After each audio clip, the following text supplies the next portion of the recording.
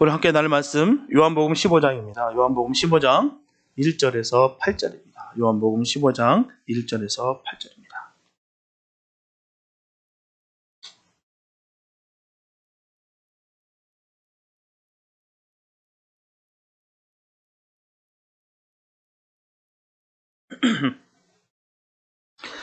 요한복음 15장 1절에서 8절 말씀, 주님의 귀한 말씀 봉독해 올립니다. 내가 참 포도나무요 내 아버지는 그 농부라. 물은 내게 있어 과실을 맺지 아니하는 가지는 아버지께서 이를 제해버리시고 무릇 과실을 맺는 가지는 더 과실을 맺게 하려 이를 깨끗게 하시느니라.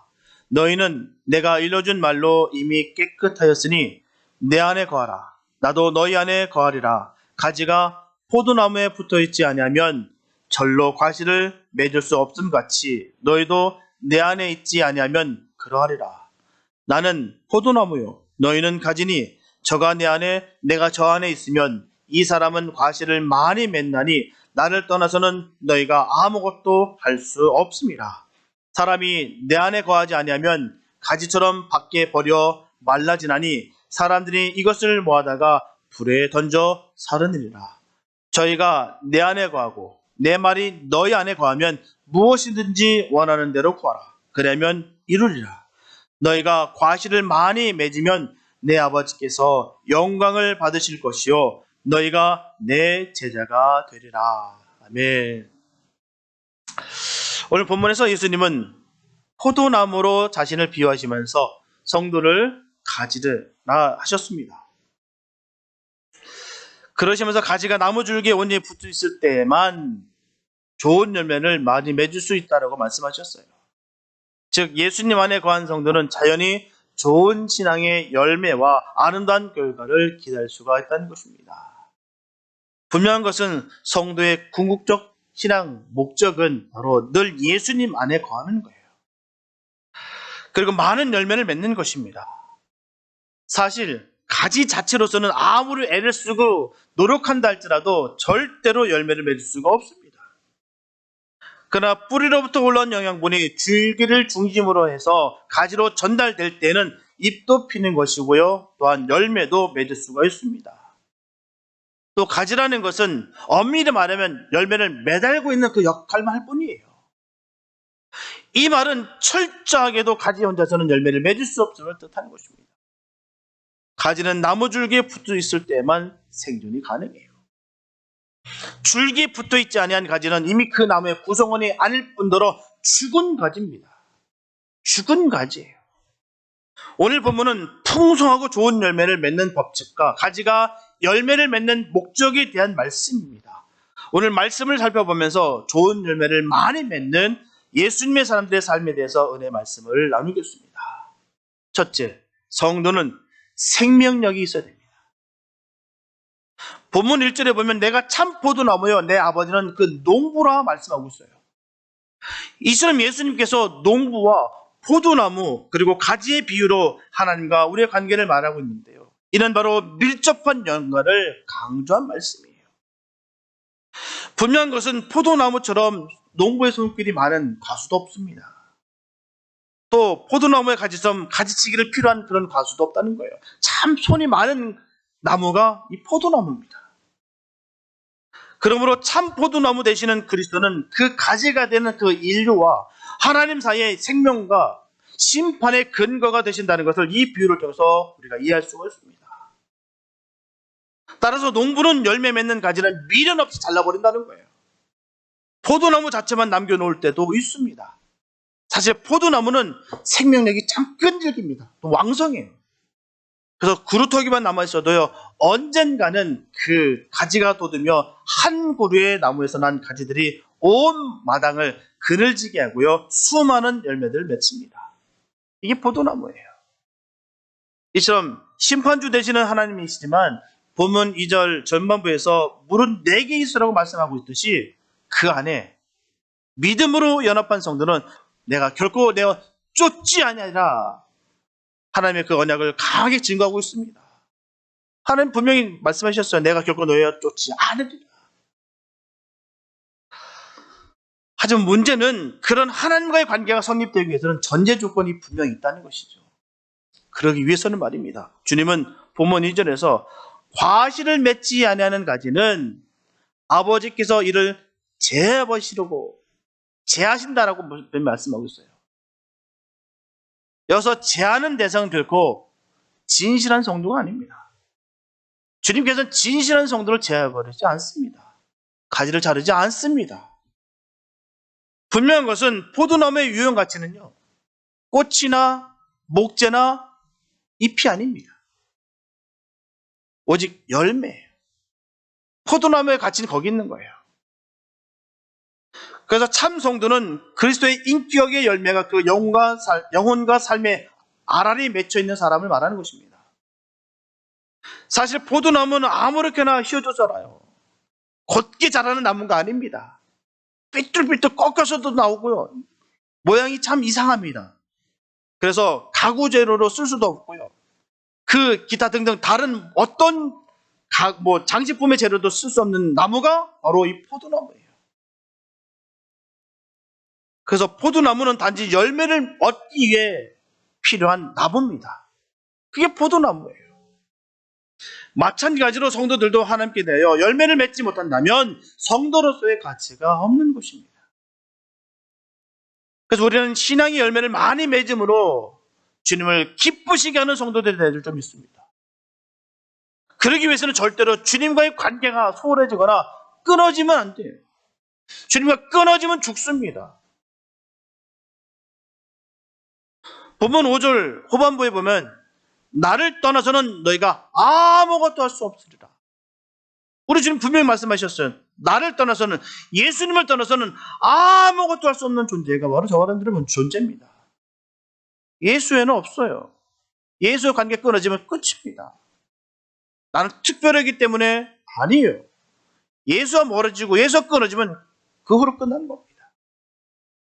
나무에서 떠난 가지는 잘린 가지예요. 생명의 진액이 단절된 가지입니다.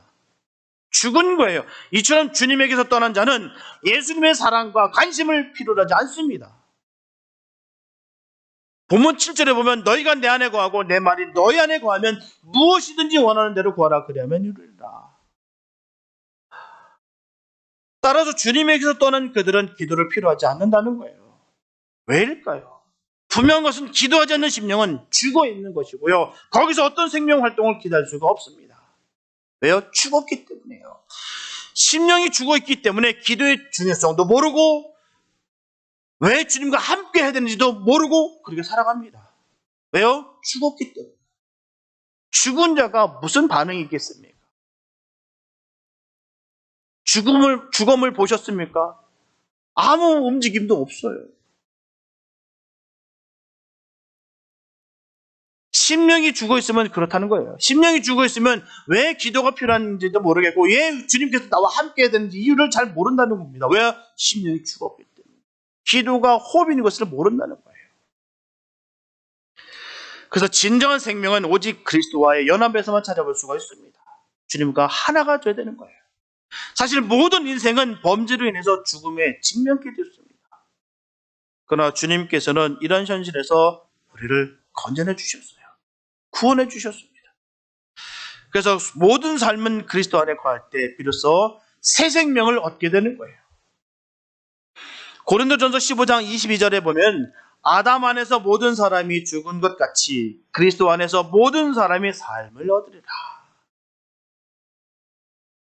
포도나무의 가지는 포도나무에 달려 있으며 포도나무의 즈백은 가지 안에 들어 있으며 이것들 사이에 변함없는 유대 관계가 이루어지는 것처럼 주님과 주님을 믿는 자들의 관계도 이처럼 깊어져야 될 줄 믿습니다. 그런 고로 저와 여러분들도 갈라디아서 2장 20절에서 전하는 그 사도 바울처럼 내가 그리스도와 함께 십자가에 못 박혔나니 그런즉 이제는 내가 산 것이 아니요 오직 내 안에 그리스도께서 사신 것이라. 이제 내가 육체 가운데 사는 것은 나를 사랑하사 나를 위하여 자기 몸을 버리신 하나님의 아들을 믿는 믿음 안에서 사는 것이라. 아멘. 이렇게 고백하며 모든 것을 맡기고 우리가 의지될 줄 믿습니다. 우리가 사는 것은 주님의 은혜로 사는 거예요. 내 심과 내 능력으로 사는 것이 아닙니다. 자기 몸을 버리신 그 주님께서 우리를 건져내 주셨다는 사실입니다. 이처럼 성도들도 그리스도라는 그 토양에 뿌리를 온전히 내리고 기도를 통하여 영적 영양분을 충분히 흡수해야만 하는 것입니다. 그냥 살아가는 것이 아니에요. 그냥 명목만 무늬만 성도가 돼서는 안 됩니다. 진정한 성도가 되어야 되는 거예요. 주님께 팍 박혀 있어서 주님으로부터 그 영적인 그 은혜의 공급을 받아야 될 줄 믿습니다. 이걸 못 받으니까 늘 건조하고 늘 마음속에 메마르 있고 늘 그 마음에 불평불만이 터져 나오는 거예요. 주님으로부터 이걸 못 받기 때문에 그렇다는 사실입니다. 주님과 연합되지 못했기 때문에요. 성도들이 그래서 연합되지 않는다면 절대로 열매를 맺을 수가 없습니다. 우리가 살아갈 수가 없다는 거예요. 뿐만 아니라 성도들은 그리스도와 연합되어 이웃과도 서로 연합되어야 할 줄 믿습니다. 그래야 주 안에서 함께 성장하는 거예요. 함께 말입니다. 주님은 늘 우리에게 말씀하시기를 함께 하자, 함께 하라 라고 하셨어요. 고린도전서 12장 13절 말씀 보면 우리가 유대인이나 헬라인이나 종이나 자유자나 다 한 성령으로 세례를 받아 한 몸이 되었고 또 다 한 성령을 마시게 하셨느니라. 많은 사람들이 가족 같은 교회를 꿈꿉니다. 여러분 어떻습니까? 우리 교회가 가족 같은 교회가 됐으면 좋겠습니까? 아니면 전쟁 같은 늘 서로 살벌하고 싸움하고 분열되고 분쟁하는 그런 교회가 좋습니까? 누구나 할 것 없이 교회는 가족 같은 교회를 꿈꿉니다.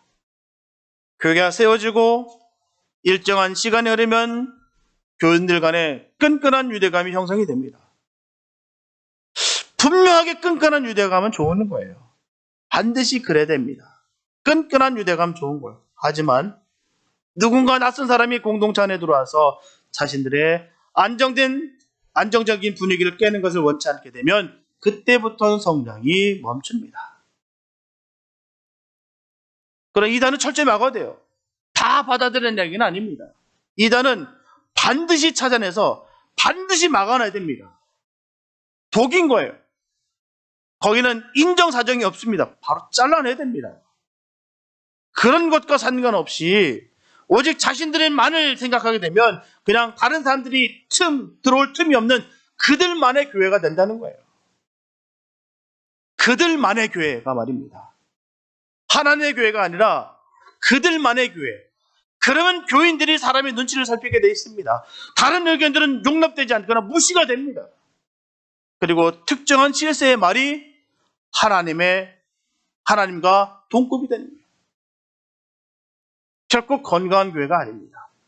이거는 교회가 아니에요. 반드시 포도 같은 교회가 되어야 될 줄 믿습니다. 포도 보십시오. 어떻게 생겼습니까?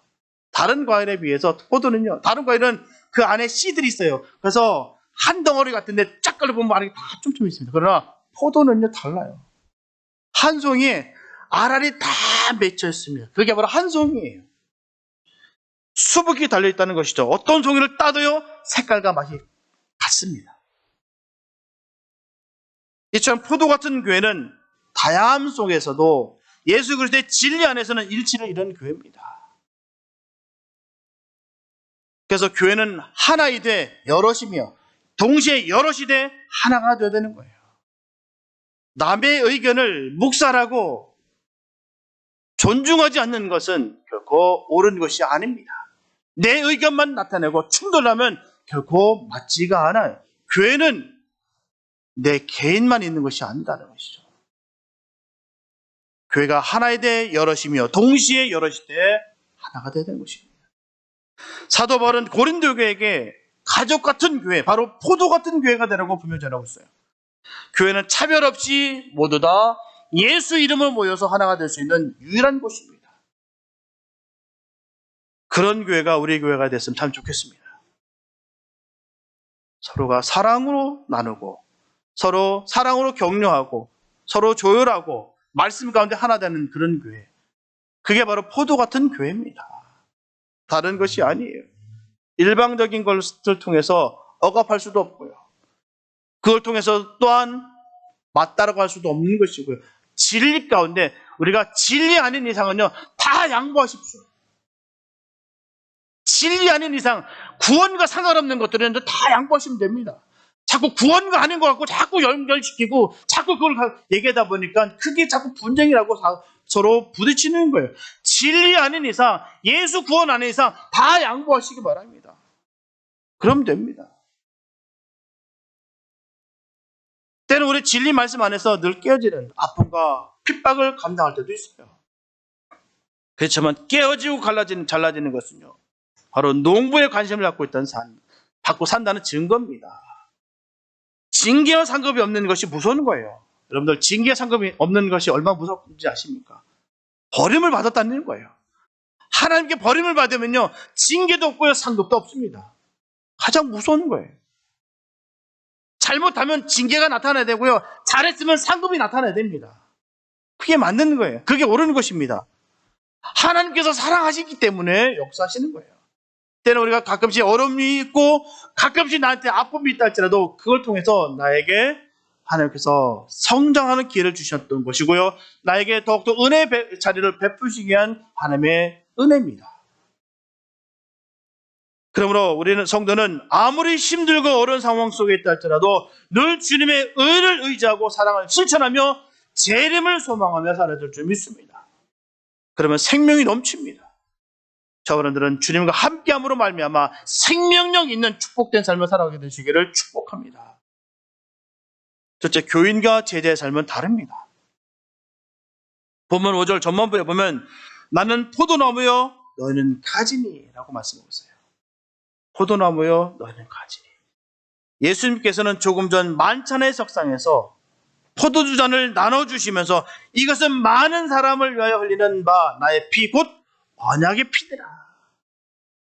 그래서 주님이 말씀하셨습니다. 그리고 지금은 나와 너희는 포도나무요 너희는 가지다. 그렇기 때문에 포도나무와 가지와의 관계를 말씀하십니다. 다시 말씀드리면 주님과 제자들의 관계는 대속의 보혈로 맺어진 생명의 관계라는 말씀이에요. 그냥 관계가 아닙니다. 그냥 인연 중에 만난 스쳐지는 그런 관계 아닙니다. 바로 생명의 관계라는 거예요. 나무와 가지는 한 진액으로 생명이 소통되어 있습니다. 연결되어 있다는 거예요. 공급받고 공급하는 그런 관계라는 것이죠. 예수님과 제자들 그리고 예수님을 믿는 모든 사람들은 바로 이 보혈을 통해서 한 생명으로 연합되어 있는 것입니다. 그래서 저가 내 안에 내가 저 안의 관계는 생명으로 연합된 관계를 뜻하는 거예요. 에베소서 5장 30절에서 사도 바울은 전합니다. 우리는 그 몸의 지체입니다. 이처럼 그리스도는 몸이고요, 교회는 그 자체입니다. 그 지체라는 거예요. 하지만 주님께서는 제자의 관계가 성립되려면 반드시 해야 되는 일들에 대해서 말씀하셨어요. 고린도후서 1장 22절의 말씀 보면 저가 또한 우리에게 인치시고 보증으로 성령을 우리 마음에 주셨느니라. 분명히 전하고 있습니다. 인치시고요, 보증으로 성령으로 주셨대요. 이점 사도 바울은 하나님께서 우리에게 인치셨다라고 분명히 전하고 있습니다. 옛날 사람들은요, 동물에 대한 자신의 소유권을 표시하기 위해서 인들을 시퍼렇게 달고 와서 살아있는 소라든지 돼지라든지 양 그 엉덩이에다 불도장으로 꽉 찍습니다. 그건 내 거다. 요즘은 어떻습니까? 애완견이라든지 고양이들에게 칩을 심어요.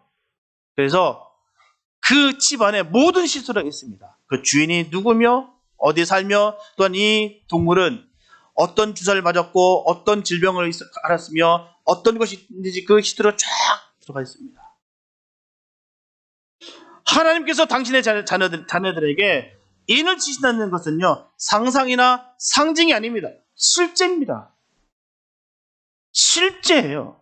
우리에게 인을 치시는 것입니다. 점을 치는 사람들은요, 하나님의 사람들을 기가 막히게 알아맞춥니다. 아주 귀신같이 알아맞춥니다. 하나님의 사람이 어떤지 잘 맞춘다는 거예요. 아주 귀신같이 잘 맞춰요. 네. 그 이유는요, 구술할 때 주변에 진정한 하나님 사람들이 있으면요, 신기가 오르지 않는다고 해요. 신기가 안 올라요. 그러니까 제발 좀 나가달라는 거예요. 왜요? 주님의 능력으로 그 귀신이 완전히 굴복당했기 때문입니다. 네. 근데 문제는요, 그들 옆에 있는데도 불구하고 아무런 반응이 없던 그게 문제입니다. 내가 정말 주님의 사람이고, 내가 정말 주님의 인을 받은 사람이라면 그 옆에 있으면 그 무당들이 덜덜덜 떨어야 돼요. 귀신이 벌벌벌 떨어댑니다. 그런 반응이 나타나야 되는 거예요. 그런 반응도 없고 아무렇지도 않고 있으나마나 완전히 그거는 사단의 밥 된 것입니다. 우습게 여기는 거예요. 아무 힘도 능력도 없는 그런 존재로 여기는 것입니다. 분명하게 이는 보라고 치는 겁니다. 보라고 말입니다. 주님으로 인해서 영혼이 열린 사람은요, 거듭난 사람인지 아니면 거듭나지 못한 사람인지 볼 수가 있어요. 왜요? 영혼이 열렸기 때문입니다. 무당도 보는 것을 하나님의 자녀가 못 보겠습니까?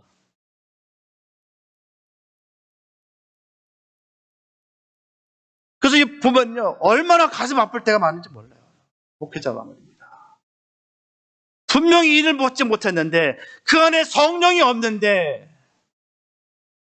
본ön은 있다고 하고 거듭났다고 하니 얼마나 마음이 아픈지 몰라요. 무당도 보는 것 목사가 못 보겠습니까? 분명한 것은 저분들은 하나님으로부터 인을 받고 성령을 보증받을 줄 믿습니다. 그런 삶을 살아야 돼요. 내가 예수 믿으려면 능력 있는 성도의 삶을 살아가야 되는 거예요. 무능한 성도, 힘없는 성도들, 귀신들이 깔보고 무시하는 그런 성도 말고 귀신들이 벌벌 떠는, 무서워서 꼼짝 못하는 그런 성도가 되시기를 축복합니다. 그래서 열매를 많이 맺는 역사가 우리 삶 가운데 반드시 이루어져야 되는 거예요. 보면 8절에 보면 너희가 과실을 많이 맺으면 내 아버지께서 영광을 받을 것이요 너희가 내 제자가 되리라. 이렇게 가지가 열매를 많이 맺으면 제자가 될 것이라는 말씀이에요. 분명하게 길이요 진리요 생명이신 예수 그리스도를 믿는 자마다 다 영생을 얻고 하나님의 자녀가 되는 권세를 얻습니다. 이것은 곧 복음의 핵심이에요. 당연한 것입니다. 영생을 얻게 된 것이고 하나님의 자녀된 권세를 받는 거예요. 이보다 더한 축복은 없습니다. 우리가 축복 받았다 못 받았다 다른 것, 눈에 보이는 것을 통해서 늘 우리가 마음에 흔들리고 뺏기지 마시기 바랍니다. 정말 복은요, 하나님의 자녀가 된 것이에요. 이보다 더 큰 복은 없습니다. 자꾸 이 복을 자꾸 생각지 못하니까 이웃 저 기웃거리고 뭔가 다른 거 먹을 거 있는지 찾아다니고 그런 어리석은 모습들 버리시기 바랍니다. 하나님의 자녀예요. 하나님의 자녀 어느 누구 손대지 못합니다. 이게 큰 축복이에요. 그 축복된 복음의 핵심을 우리는 늘 복음을 우리가 늘 안다고 하면서도 그 복음을 모를 때가 얼마나 많은지 모릅니다. 그러나 우리가 기억해야 될 것은 주님께서 제자라 인정받는 제자가 되기 위해서는 한 가지 반드시 조건이 있다는 것이죠. 주님을 믿고 따르는 자로서 맺을 열매를 맺는 것입니다. 열매가 있어야 돼요. 주님께서 분명히 말씀하시지 않습니까? 네 열매로 내가 너를 안다고. 다른 데서 볼 거 없어요. 그걸 딱 바라보시기 바랍니다. 나는 과연 무슨 열매를 맺고 있는지를 보시기 바랍니다. 내 주변을 한번 바라보시기 바랍니다. 내 주변에 어떤 사람들이 있는지 보시기 바랍니다. 늘 맨날 세상적인 얘기, 맨날 돈 얘기, 돈 얘기하고 세상적 명예만 얘기하는 사람들이 내 옆에 쫙 걸렸는지, 아니면 늘 예수의 생각하면서 예수의 복음을 생각하고 늘 은혜 가운데 젖어 있는 그런 사람들이 옆에 있는지 보시기 바랍니다. 그게 열매예요. 다른 데서 볼 필요 없어요. 분명히 말씀 전하는 거 아니겠습니까? 열매를 맺지 못하면 제자가 아니라는 거예요. 열매를 맺으면 내 제자다. 분명히 주님께서 말씀은요, 명확합니다. 아주 명확하게 우리에게 주시는 말씀이에요. 꽈놓지 않았습니다. 그 말씀이 진리 말씀을 아주 쉽게 우리 주님께서는요, 비유의 귀재입니다. 너무나 쉽게 말씀해 주셨어요. 난 포도나무인데 넌 가지야. 나에서 떨어지면 넌 죽어. 얼마나 간단합니까? 그리고 열매를 맺어야 내 제자야. 너 열매 맺지 못하면 너 제자 아니야. 아주 쉽게, 너무 명확하게 우리에게 말씀해 주셨어요. 헷갈릴 게 없습니다. 이 말씀을 우리에게 주시기 위해서 주님은 포도나무와 가지를 비유하시면서 그 진리의 말씀을 주시는 거예요. 잊지 말라고, 헷갈리지 말라고, 혼돈되지 말라고, 세상이 잘못된 그 이론에 거짓 교세에 속지 말고 바로 살으라고 우리 주님께서 아주 이 진리의 말씀을 비유를 통해서 주신 것입니다. 그래서 우리는 포도나무 가지가 풍성한 열매를 맺기 위해서 넝쿨이 무성하게 뻗어나가는 것과 같이 복음 전파하는 것에 우리가 생명을 걸어야 됩니다. 그래서 저는 복음 선교는요, 땅끝까지 이루어야 되는 거예요. 분명한 것은 열매는 멀리서 맺는 것이 아니에요. 그 땅끝의 의미를 우리는 명확하게 알아야 됩니다. 미국 반대편은 땅도요, 땅끝이면 그 사람들이 우리 볼 때 땅끝이라고 얘기하는 거예요. 똑같습니다. 땅끝이 바로 거기 지명을 말하는 것이 아닙니다. 주님 안에 있을 때 매일의 삶을 통해 그 자리에서 열매를 맺는 것, 이것이 땅끝의 역사입니다. 내 주에 죽어가는 영혼을 위해서 기도하고 말씀을 전하고 삶을 나누어 매일매일 풍성한 열매를 맺어가게 되시길 축복합니다. 그게 중요한 거예요. 매일매일 순교자의 삶을 살아가는 것이 중요한 것입니다. 이벤트성 반짝 이런 거 속지 마시기 바랍니다. 그게 중요한 것이 아닙니다. 정말 중요한 것은 매일매일 주님과 함께 십자가 몫을 박는 거예요. 사도 바울이 전했던 것처럼 내가 사는 것은 주님 안에 사는 것이다 라고 증거한 것처럼 난 매일매일 날마다 충돌하고 그가 증거했던 것처럼 우리의 삶이 그래야 될 줄 믿습니다. 매일매일 순교된 삶을 살아가는 거예요. 주님께서 참 제자들을 향해서 이 사람은 과실을 많이 맺나니 라고 하셨던 것 같이 오순절로부터 시작된 성령 운동이 우리의 삶 가운데 일어나게 되시기를 축복합니다. 늘 영적으로 살아있는 것을 점검하시고 심차게 주님 주신 생명을 간직하고 전하는 복된 삶이 되시기를 예수님의 이름으로 축복합니다. 셋째, 주님 안에 거하는 삶이 복된 삶이에요. 분명하게 주님 안에 거하는 생활, 이것은 인간의 행복을 위해서 절대적으로 필요한 삶입니다. 반면에 주 안에 거하지 않고서는 절대로 열매를 맺을 수가 없어요. 그래서 주님 안에 거하는 삶은 많은 선을 행하기 위해서 필요합니다. 그리고 주님 안에 거하는 삶은 모든 선의 근원이며 열매 맺는 삶의 근간이 되는 것이에요. 이처럼 주님 안에 거할 때 비로소 풍성한 열매를 맺게 되는 것입니다. 우리는 주님을 떠나서는 아무것도 할 수 없는 존재예요. 꼭 잊지 마시기 바랍니다. 주님과 관계 끊어지면 끝이에요. 내가 죄를 져도 괜찮네. 난 특별히 사랑하니까 그런 것 같아. 아니야. 내 누누이 말씀드리는 거 아니겠습니까? 거기서 착각 속에서 벗어나시기 바랍니다. 내가 분명한 사실은 내가 죄를 짓는데도 불구하고 아무런 징계가 없다는 것은 날 버림받는 거예요. 우리는 주님을 떠나서는 아무것도 아닌 존재입니다. 잊지 마시기 바랍니다.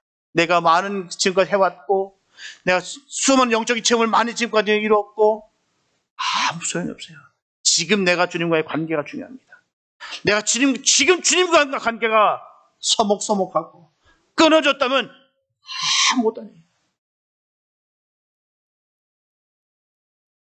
본문 3절에 보면 주님께서 말씀하시기를 너희는 내가 일러준 말로 이미 깨끗하였으니 라고 하셨어요. 이렇게 주님 안에 거할 때 죄로부터 깨끗해지는 것입니다.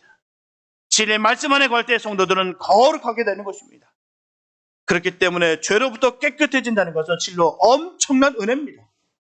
다시 말씀드리면 주님 안에 거하는 것은 길이요 진리요 생명이신 예수님께서 내 안에 들어와 주시는 것을 말하는 거예요.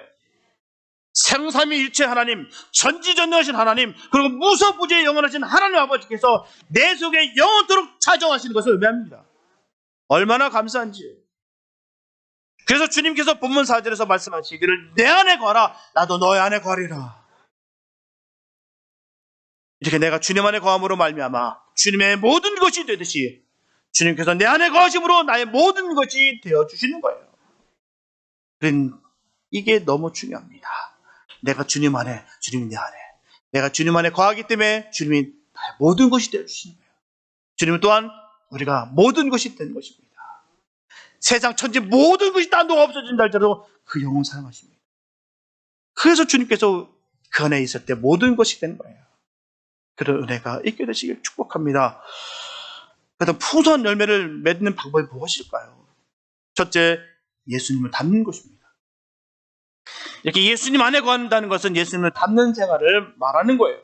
고난의 십자가를 지고 부활의 승리를 선포하신 예수님을 삶의 최우선 자리에 모시고 그분의 가르침을 실생활에 적용시키는 것입니다. 삶 따로 말씀 따로 아니에요. 삶과 말씀이 하나가 되어야 되는 거예요. 그게 닮는 것입니다. 지식적으로 아는 것은요, 아는 것이 아니에요. 아는 것은 내가 그 생명을 내가 알기 때문에 그 말씀을 생명처럼 지키는 것이 아는 것입니다. 그게 아는 것이죠. 내 최우선의 자리에 모시고 살아가는 거예요. 안 그렇습니까, 여러분? 내가 좋아하는 것, 그것을 무엇보다도 다른 거 다 희생시키고 그거 첫 번째 둡니다. 그와 마찬가지로 모든 것이 되신 그 주님을 내 삶의 최우선의 자리에 모셔두고 그 말씀 가운데 우리가 살아가는 것입니다. 그래서 모든 것이 예수님 때문이며 예수님의 이름으로 시작하여서 예수님의 이름으로 하루 일과를 끝맺는 것이에요. 이게 복된 삶일 줄 믿습니다. 분명히 예수님을 닮는 사람을 예수님의 사람이라 말씀하는 겁니다. 그가 바로 예수님의 사람들이 저와 여러분 되시길 축복합니다. 사도행전 11장 25절과 26절 보면 바나바가 사울을 찾으러 다소에 가서 만남에 안디옥에 데리고 와서 둘이 교회에 1년간 모여있어 큰 무리를 가르쳤고 제자들이 안디옥에서 비로소 그리스도인이라 일컬음을 받게 되었더라. 이처럼 초대교회 때 안디옥 교회 성도들은 진정한 그리스도인이었어요. 진정한 성도였습니다. 바로 예수님의 사람들이었어요. 그들은 어디를 가든지 예수님의 모습과 예수님의 향기를 피웠기 때문에 안디옥 사람들이 그들을 향해서 그리스도인이라는 그 칭호를 붙여주었어요. 성도란 칭호를 붙여준 것입니다. 내가 성도니, 내가 그리스도냐 그런 건 나타나지 않았어요. 그냥 삶 자체가 그 흔적이 예수의 모습이 드러났다는 사실입니다. 그렇기 때문에 그런 위대한 이름을 붙여주는 거예요. 안디옥 교회 성도들에게서 예수님의 형상을 이방인들이 똑똑히 보게 된 것입니다. 예수님 안에 있는 자는 이렇게 남에게 인정받는 자입니다. 무화과 나무가 사과 열매를 맺을 수 없듯이 예수님 안에 거하는 성도가 예수님과 다른 행동을 할 수가 없습니다. 우리는 명심해야 돼요. 내가 과연 하나님의 사람인가? 무늬만 성도인가를 우리가 늘 바라보시면서 늘 회개의 역사가 우리 삶 가운데 일어나게 되시기를 축복합니다. 둘째, 말씀이 생활의 중심이 되는 거예요. 이렇게 내 말이 너희 안에 거한다라는 것은 말씀 중심적 삶을 산다는 것입니다. 즉 말씀이 내 인생의 척도가 된다는 거예요. 모든 일을 말씀에 비춰 시행하고 말씀에 어긋나는 일이 있다면 설령 그 일로 인하여 엄청난 피해를 당한다 할지라도 내가 안 하는 것입니다. 손해를 본다 할지라도 내가 안 하는 거예요. 왜요? 말씀에 어긋나는 일이기 때문에. 그러나 분명한 것은 하나님의 말씀을 올바르게 준행하는 자치고요, 인생을 손해본 자 없습니다. 하나님은 절대 그 사람 버려두지 않습니다.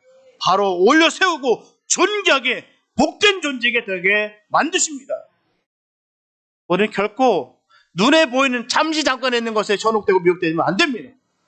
주님께서 세우신다는 거예요. 그래서 다윗은 시편 1편 2절에서 복 있는 사람을 분명히 정의하기를 오직 여호와의 율법을 즐거워하여 그 율법을 주로 묵상하는 자다라고 얘기하고 있습니다. 그 유명한 우리 부흥사들, 또한 위대한 복음 전도자들, 그 말씀 때문에, 말씀에 의해 변화됐어요. 마틴 루터 어떻습니까?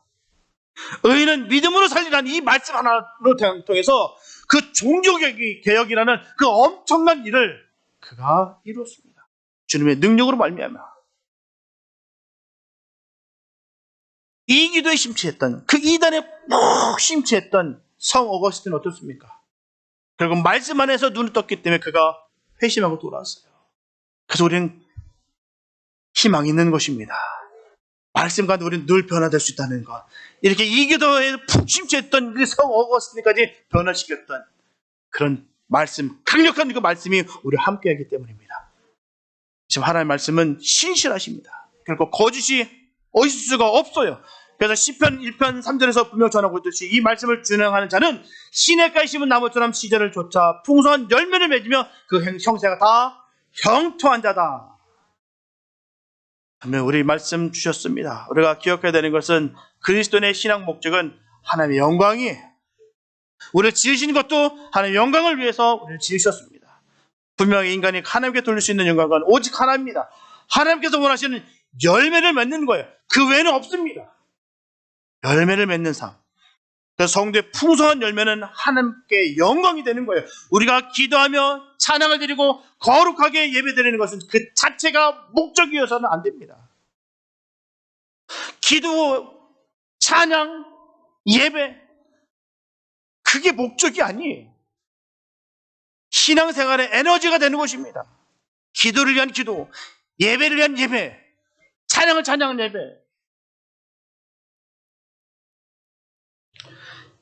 매절 열매를 맺기 위함이라는 것입니다. 언제 주님께 우리의 모든 목적과 목표가 있어요. 그렇기 때문에 열매의 알찬 수확은 농부의 기쁨이며 보람입니다. 마치 자식의 성공이 아버지를 영화롭게 하는 것과 같은 것이에요. 성도는 생활에 빗댄 열매로서 하나님께 영광을 돌려드릴 줄 믿습니다. 누구든지 풍성하고 좋은 열매를 맺는다면 다 나의 제자라고 예수님께서 말씀해 주셨어요. 그래서 성도는 베드로 사도를 부러울 필요가 없습니다. 사도 바울을 부러워할 이유가 없다는 거예요. 그 외 수많은 주님의 사도들을 부러워할 필요가 전혀 없습니다. 왜냐하면 우리도 좋은 열매를 많이 맺는다면 맺음에 따라서 예수님의 제자가 되는 축복의 길이 확 열려있기 때문입니다. 크게 은혜입니다. 우리는 열매를 맺는다면 그냥 다 주님의 제자가 되는 거예요. 이상하게 이걸 설명하는 많은 분들이 있더라고요. 아닙니다. 그로 인해서 자기네들 교만해지는 거예요. 특별한 인물들, 자기들만 사도인 것처럼. 아닙니다. 복음을 전하고 열매를 맺는 모든 자들이 다 예수님의 제자입니다. 예수님께서 약속하셨어요. 열매를 맺는 자마다 나의 제자다. 아주 꽉 찍어서 말씀해 주셨습니다. 속지 마시기 바랍니다. 특별한 것처럼, 엄청난 것처럼 속여서 사람을 미혹시키는 것에 있어서 자기를 영적인 교만시킴으로 말미암아 그 영혼을 망치게 하는 거예요. 늘 겸손하게 주님 주신 은혜로 말미암아 늘 선한 주님의 열매를 맺음으로 말미암아 주님의 제자라는 것을 늘 삶 가운데 드러내길 축복합니다. 사랑하는 여러분, 포도 농부는 한 해 풍성한 결실을 위해서 가지치기를 합니다. 포도나무에 붙어있는 가지이지만 더 이상 열매를 맺을 수 없게 되면 그 가지는 아무 소용이 없는 무익한 가지가 되고 말기 때문에 사정없이 그 가지를 잘라냅니다. 저와 여러분들은 참 포도나무가 되시는 예수님께 붙어있는 가지가 되시길 축복합니다. 이처럼 우리가 그리스도 안에 거하게 될 때 하나님께서는 우리를 통하여 영광을 온전히 받으시게 됩니다. 분명하게 그리스도의 십자가 보혈로서 구원받은 성도가 마땅히 해야 할 일들이 있다면 그것은 하나님께 영광 돌리는 일입니다. 저와 여러분들은 날마다 주님과 생명의 교류를 끊지 마시기 바랍니다. 그리고 삶의 풍성한 열매를 많이 맺으시기를 축복합니다. 사람의 눈에 드러나지 않아도 좋습니다. 주님께서 인정하시면 됩니다. 하나님 평가해 주시는 선한 열매를 많이 맺으시고 그 축복을 온전히 누리게 되시기를 축복합니다. 그래서 주님과 굳게 연합함으로써 풍성한 열매를 맺음으로 농부 되신 하나님을 기쁘게 해드리고 또한 하나님 앞에서 기쁨이 충만한 제자로서의 복된 삶을 살아가게 되는 은혜와 복이 저와 여러분들 모두에게 있게 되시기를 예수님의 이름으로 축원합니다. 기도합니다. 사랑해 주님 감사합니다. 아버지, 우리가 주님의 자녀 되긴 너무나 기쁩니다. 아버지, 이보다 더한 축복은 우리에게 없습니다. 하나님 우리에게 주신 이 귀한 그 은혜를 주셨기에 우리는 반드시 열매를 맺기 원합니다. 아버지, 주님께서 주시는 공급해 주시는 것고 우리가 열매를 맺는 것이지 우리의 노력, 우리의 애씀으로 되는 것이 아님을 다시 한번 고백합니다. 하나님, 우리는 주님 곁에 딱 붙어 있기를 원합니다. 그로 인하여 주님으로부터 받는 그 영성을 얻어 귀한 열매가 맺는 복된 삶이 되게 하여 주시옵소서.